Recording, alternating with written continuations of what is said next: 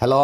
জামাই, ঈদে মেয়েরে পাঠাই দিলা, তুমি আসলা না। তোমার জন্য বিরাট উপহার কিনে রাখছি। আরে আম্মা জান, ঈদে আপনার মেয়ে বাপের বাড়ি গেছে, এর থেকে বড় উপহার আমার আর কি হইতে পারে? তোমার পেছনে জীবন্ত সিসি ক্যামেরা লাগানো আছে, আশেপাশে নজর দিলে এবার কুরবানি দুইটা হবে। আচ্ছা ভাবি, রাখি। সারা রাত ঘুমাতে পারি না আপনার ভাইয়ের নাক ডাকার জন্য। আরে ভাবি, দিনের বেলা ঘুমাবেন, আমি জানি তো ভাই রাত্রে নাক ডাকে। এই তুমি না বলছিলা মার্কেট করতে যাবা, কয় টাকা দেবো? তার আগে বলো, তুমি যে রাতে নাক ডাকো টুম্পা ভাবি জানলো কি করে? ছেলেরা 10টা প্রেম করলে সমস্যা নাই, মেয়েরা 10টা প্রেম করলে মেয়েরা খারাপ কেন?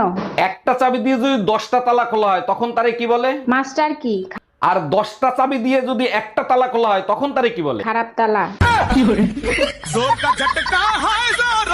তোমরা বউ শাশুড়ি ঝগড়া করবা আর ঝামেলায় পড়বো আমি। আম্মারে কল দাও। আমার ফোন ধরবে না, তোমার ফোন দিয়ে কল দাও।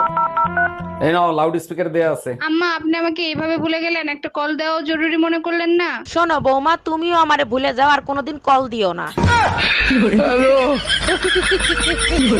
অরুণ ভাই, আপনি তো বাজারে যাচ্ছেন, আসার সময় আমার জন্য এক বোতল আখের রস নিয়ে আসেন। জানেন ভাবি, আগ যতই শক্ত হোক না কেন, মেশিনের ভিতর ঢুকলে রস ঠিকই বের হয়ে যায়। আরে ভাই, মেশিনটা তো তৈরিই হয়েছে রস বের করার জন্য। ও আচ্ছা, এর জন্যই শাহাদাত ভাই আপনাকে বিয়ে করার পর থেকে শুকিয়ে যাচ্ছে।